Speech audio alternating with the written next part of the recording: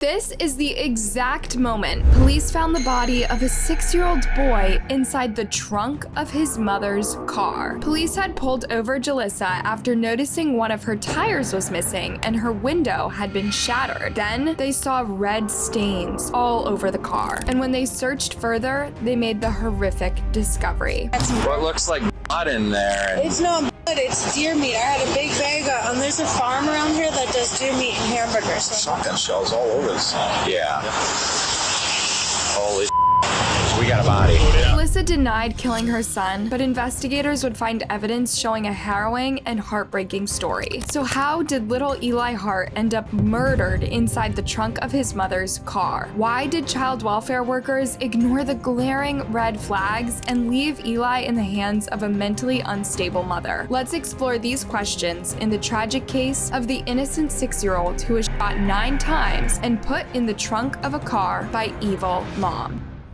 Eli Hart was an adorable 6-year-old boy from Mound, Minnesota. He was born in December 2015 to Julissa Thaler and Tori Hart. At birth, Eli was diagnosed with a rare genetic disorder that left him with hearing loss and cleft feet. But he was an otherwise healthy child who was always happy, full of energy, and very inquisitive. He loved playing with Matchbox cars, blowing bubbles, swinging in the park, and going fishing with his dad. His favorite meal was meatballs, which he would always order whenever his dad took him to Carbone's on Tuesday. Eli attended Shirley Hills Primary School and was very popular with teachers and other kids. He was always smiling and socializing and had dreams of becoming a firefighter. While not much is known about Julissa's background, medical records show that she suffered from depression, mood disorder, and borderline personality disorder, and was in and out of psychiatric hospitals between the ages of 13 to 18. She was also repeatedly treated for substance and alcohol abuse. In her last year in high school, she ran away from home and was in the streets for about 45 days, which is a pretty scary situation for anybody to be in. Julissa and Tori met in 2013 when they were both 19 years old, and they began living together a few months later. Julissa seemed fine until she got pregnant with Eli and stopped taking her medication. Reports show that Julissa started making multiple complaints against Tori, accusing him of domestic abuse. In one report in 2015, she told the police that Tori had hurt her during an argument and had threatened to kill her if she ever left him. She withdrew the complaint 3 days later, telling the police that because of her mental health issues, she constantly accuses Tori of things that he doesn't do. However, she would make another report in 2016 saying that Tori had hurt her and threatened to kill her with a shotgun. An incident report shows that the police did not file charges due to insufficient evidence. The two broke up after that, and Julissa moved in with her grandmother for a few weeks. Her grandmother said that at first she believed Julissa's account of abuse, but later she came to learn that her granddaughter was good at manipulating people. Julissa and Tori did not see each other again until 2019, when she showed up at the wedding of Tori's sister. A few months later, she contacted the police and accused Tori of placing a nail bomb in her car. However, police did not file any criminal charges against Tori, who was at the time living more than 2 hours away in Chetic, Wisconsin. However, a judge did order Tori to stay away from Julissa for 2 years. She would later admit that she had lied to the police about Tori to keep him from seeing his son. Her constant lies against Tori put a strain on her relationship with her own family, who fully supported Tori. Her dad even said that Tori was incapable of doing the things that Julissa accused him of, and that he was out of state when some of these incidents allegedly happened. Julissa's grandmother said that her close relationship with Julissa died the moment she took a restraining order against Tori. Meanwhile, poor Eli was having a really hard time living with his mother. That man doesn't have a mean bone in his body. I said, you drop that restraining order right now, or you can consider our relationship done. That was the last time I talked to her. Records show that his first contact with the Minnesota Department of Child Support Services happened on the day he was born, when doctors found controlled substances in his bloodstream. Then, in 2017, a child welfare worker reported that Julissa was not taking her medications and not responding to her child's needs. In October of 2020, 2020, Eli was placed in foster care after child welfare found him living in deplorable conditions. They reported that he didn't have hearing aids and had no shoes or clothes except for a single set of pajamas. The house was also filthy, with a flooded upper floor bathroom, broken eggs scattered and smeared everywhere, and food in various stages of decay. At that time, Julissa was hospitalized for mental health issues, but when she was discharged, Eli was placed back in her care. But then, 3 months later, in January 2021, Julissa was taken back to the hospital with reports saying that she was experiencing psychosis, hearing voices to end her life, and paranoid delusions. This time, Eli was found with matted hair, cuts on his arms, and without hearing aids. He was taken again into foster care, but this time lived with a relative named Nikita Kronberg. He was there for almost a year and was really thriving. Eli was with family. He was loved. During the 11 months Eli lived with Nikita and Stephen, records reveal Julissa missed and tampered with drug tests, was arrested for stealing needles and pain meds, stopped going to therapy, and was so disruptive got kicked out of drug testing. Supervised visits with Eli went poorly. In one, on October 27th, Julissa dug her fingernails into a social worker's hand and threw garbage on her. Despite concerns, Beth Daner, the child protection worker in charge of the case, granted Julissa unsupervised visits. Bye. Bye. When he would come back from Julissa's, his hair would be matted. His hair would be really greasy, so she wasn't bathing him or brushing his hair. His clothes would stink. It was terrible. During this time, Tori was also able to get visitation rights and form a relationship with his son. He taught him how to ride a bike and took him fishing and made up for all the lost time that they were not together. Their bond grew during that period, and they really enjoyed spending time together. In one of his visits with Eli, a social worker wrote, "Mr. Hart brings age-appropriate toys and activities and is very engaging with Eli. During these visits, Eli is noticeably smiling, talking, energetic, and he seems to enjoy them." But this happiness would be short-lived. In December 2021, Eli returned to his mother's house for a home trial, but even then, she continued to display major red flags. She was arrested for stealing pills from a health clinic, tested positive for methadone and oxycontin, and was kicked out of 2 homes by landlords who were fed up with her antics, which brought the police to her home 21 times in 10 months. She also failed to attend court-ordered mental therapy, was kicked out of required parenting class, and had to find a new drug testing facility due to her bizarre behavior. So clearly she was not even trying to be a good mother to Eli, who she would constantly blame for everything. There wasn't a single green flag or yellow flag that Julissa had given. They were all red flags. Reports from social workers said that she would regularly tell the little boy that it was his fault he was in foster care. When he was taken the first time, she reportedly told him that he was to blame for locking her out of the house and smearing eggs all over the floor, saying that made them come and get you. Julissa's erratic behavior took a toll on this little boy, and he started displaying behavioral problems at school, including hitting, biting, and urinating on his pants. A social worker also noticed that he had become withdrawn and would sometimes hide behind the furniture and refuse to talk to her. Tori tried several times to get custody of his son, telling the court that he was worried for Eli's safety and mental well-being. Julissa has interfered maliciously in the healthy, strong relationship Eli and I have built. Eli is in danger every day he is with her. The things she is coaching him to say or think about me can do permanent damage mentally. My son is not safe with her. How much damage is she allowed to inflict on his life? How is this even allowed to happen? Who is protecting Eli? I am becoming very discouraged. Records show that county officials considered Tori a strong option for custody, noting he passed through background checks and was a stabilizing force in Eli's life. They noted no concerns about his fitness as a parent. However, Tori's efforts to get custody of Eli were blocked by Julissa, who went and filed another domestic abuse complaint against him, this time accusing him of telling Eli that he would make mommy disappear if she won custody. She also blamed Tori for Eli's behavioral problems at school. Although her allegations were rejected in court, the filings prevented Tori from getting any public help in his fight for custody. His fiancée, Josie Josephson, would later say, "Nobody would help us. I always thought there was a missing piece in Tori. It wasn't until he was reunited with Eli that the light went back on in his his eyes. On May 10th, 2022, despite persistent concerns about Julissa's mental health and fitness as a parent, a judge decided to remove Eli from the county's protection. County records show that a social worker and Eli's court-appointed guardian both recommended that Julissa be reunited with her son. In her final report, a social worker noted that Julissa was taking her mental health medication regularly and had been taking Eli to all of his medical and therapy appointments since November. There is no current indication that her son is physically unsafe in her care, the social worker noted. So, the judge gave Julissa sole custody of Eli, a decision that would soon prove to be a fatal mistake.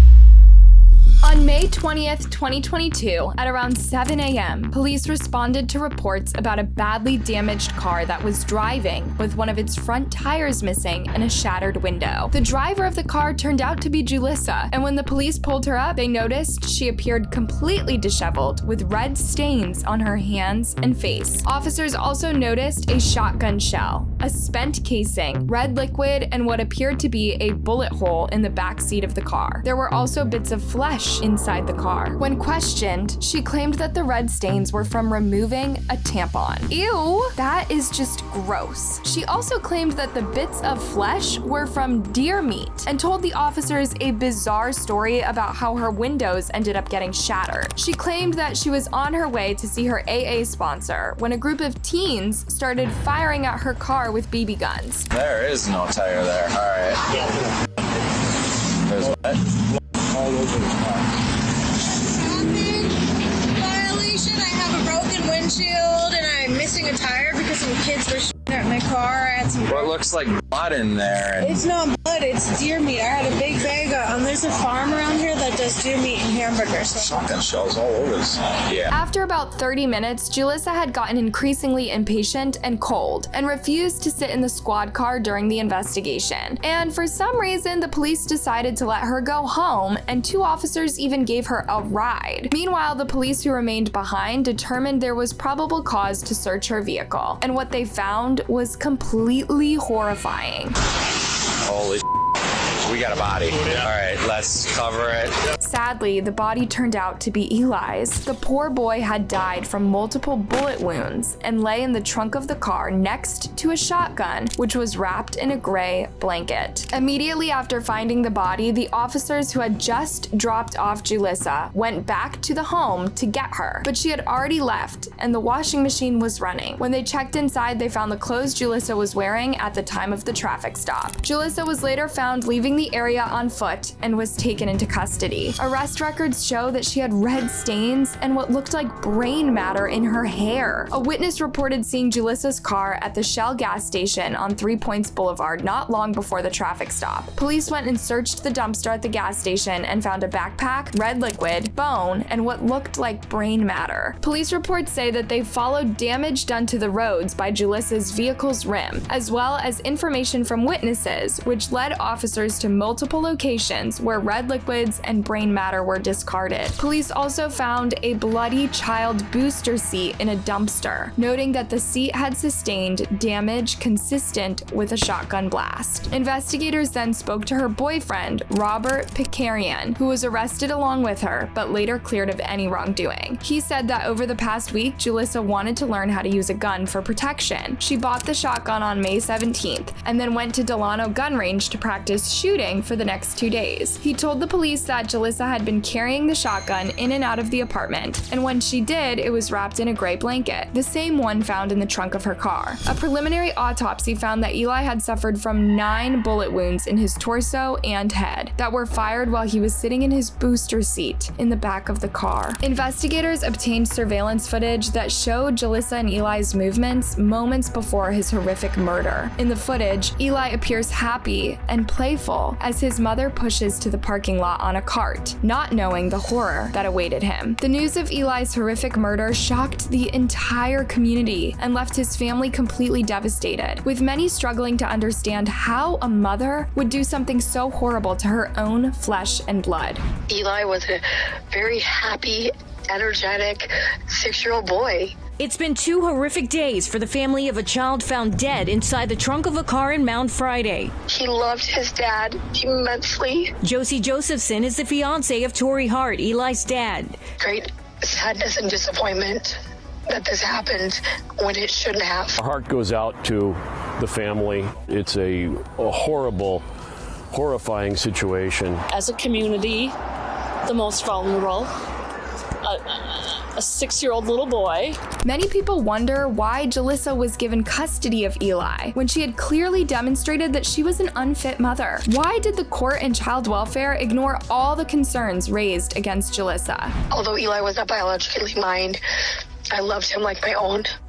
We expressed our concern numerous times. The trial began in January 2023, and more disturbing details were revealed about the events leading up to Eli's murder. The court heard that Julissa had made several chilling searches online, including how much blood can a 6-year-old lose, payment for life insurance if child dies, how to commit crime and blame child, and what length am I allowed to saw off of a shotgun barrel. Eli's dad, Tory, was the first to testify, and he told the jury he filed a petition in March 2022 to gain full custody of Eli, but Julissa opposed it. He described the special bond that he shared with his son, saying, "He was everything to me. He completed my life. I just loved spending time with him. All the stuff I got to show him and all the stuff I wanted to show him." He recalled the time he took Eli fishing for the first time. "I got him a small kid's pole, but he wanted to use my bigger one. He got it down first cast. He caught more fish than I did." Julissa's boyfriend Robert also testified, describing the day leading up to Eli's murder. He said that he went with Julissa to pick up Eli from school and they spent the day shopping. Later at home, the three of them had an enjoyable evening eating pizza, watching a movie, and playing with kittens. But things soon took a turn. "We started playing with the kitties and Eli was getting rowdy and Mom didn't like it. She was hitting him. Then Eli was hitting her. They were fighting." Robert recalled Julissa then took the shotgun and left the apartment with Eli. "So she put the shotgun in the car and she came back up. I was lying in the bed. She grabbed Eli and went downstairs." Robert told the jury that he fell asleep and woke up the next morning at 8 or 8:30 a.m. and found Julissa doing laundry right after the police had dropped her off. "Where did you go?" he reportedly asked her, and she was kind of like, "I had to do something." Robert said that he assumed Eli was at school. He said that Julissa mentioned something about the police, and he asked her what she was talking about, but she wouldn't say. When they were later stopped by the police, he still didn't know what was going on. He told the jury he never thought Julissa could harm Eli, saying she was a sweet person. A DNA expert also took to the stand, testifying the red stains found on Julissa's hair tested positive for Eli's DNA. The salesman who sold the shotgun to Julissa told the court that she had asked him to give her the type of ammo that would blow the biggest hole in something. Julissa's defense maintained that she was innocent, arguing that no one had actually seen her commit the crime. There are no witnesses who heard her talk about the killing, no witnesses who saw her pull the trigger, because she didn't. She told jurors that Julissa had planned a trip to Disneyland with Eli, which she could not have done if she intended to take his life. However, the evidence against her was overwhelming, and after deliberating for 2 hours, the jury found Julissa guilty of Eli's murder. Marina, it took this jury just under 2 hours to find Julissa Soller guilty of all counts: first-degree premeditated murder and second-degree intentional murder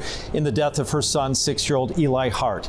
And this comes after what was a four-day trial with just overwhelming evidence against her. The last witness today was the lead investigator for Orono Police, who showed the jury Google's search terms, her search history, Thaller's search history over the last several months, with several disturbing things that she searched for on the internet regarding the death of a child, how to get away with certain things, and how to keep her child away from Eli's father. They were in a custody battle. That's what the prosecution believes was the motive in this case, that if she couldn't have Eli, then no one could have Eli. During the sentencing hearing, Eli's family members were given a chance to give their victim impact statements, and they did not hold back while expressing their disgust at what Julissa did. Why would she kill Eli? If she didn't want him, she should have given him to Tory. Tory's fiance, who had grown to love and care for Eli, choked up as she read an emotional statement describing the little boy's adorable nature. Okay, just a second, I'm sorry. The little boy who rescued a baby panfish who was stuck in the shore when he was fishing with his dad. He was so proud. He came running in to tell me all about it, but couldn't get his words out because he was so excited. He was so proud. The little boy who would tell me not to be scared of bees, that they were nice and we need them. The little boy that loved being on his dad's shoulders. The little boy who, when we asked him, "Who loves you the most?" would always reply, "You both do." She went on to describe the pain and trauma that she and Tori felt after losing Eli. No one should ever have to feel this kind of pain or experience this kind of trauma.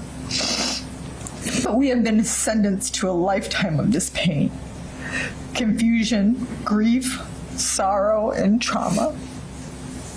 A lifetime without Eli.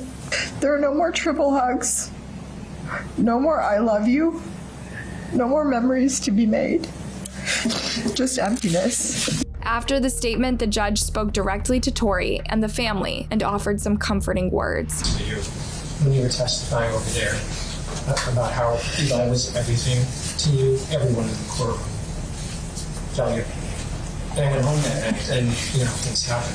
Picture pops up. It's me and my son. He's about 6 years old, missing some teeth. Goofy like Eli, and even everything to me too. And as I looked at that picture, I understood better that you're living out the nightmare of every parent, the worst nightmare of every parent. There's a difference between us though, Tori. I couldn't do what you did.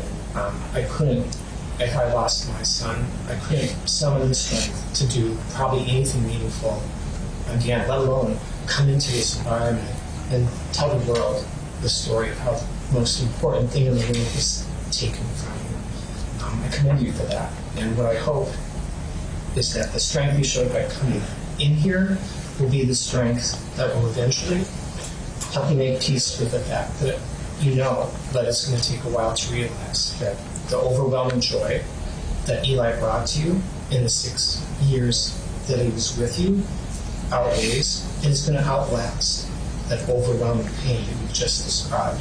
Yeah. Then Julissa was allowed to speak, and what she said would be described as the most disgusting thing ever seen in a courtroom. Ms. Stoller, you have a right to speak this morning if you'd like. You don't have any obligation to speak, but if you'd like to choose to speak, now is the time to do it. Yes, I would like to say something. Go ahead. I'm innocent. You all, you're garbage. That's all you're on. Even her lawyer seems disgusted by her behavior. Ms. Stoller, I don't know that that's appropriate here. Sorry I told you what somebody else can. Later, the judge sentenced her to life in prison without the possibility of parole. What I can't imagine, nobody can imagine, is when the person that takes a child from the world is the one that brought that child in. But that is what the jury concluded you did, and I respect the jury's judgment, and I respect Minnesota's decision about what the appropriate consequence is. Nothing I do would bring justice to this situation. Nothing I do would relieve any of the pain that you caused by doing that. But what is, according to law, the just and fair sentence for what you did is what Mr. Allard said, and that is life in prison without the possibility of parole. As she was being let out of the courtroom, she appeared to flip off the prosecution and cameras. Tori would later file a $75,000 wrongful death lawsuit against the Dakota County Social Services for letting Eli return to the clutches of his mother, even after him and other family members expressed their concern for his safety. I truly believe that if CPS had done their job and protected Eli, he would still be here today. What do you know about this case? Let me know in the comments, and don't forget to like, subscribe, and hit the bell button for more content.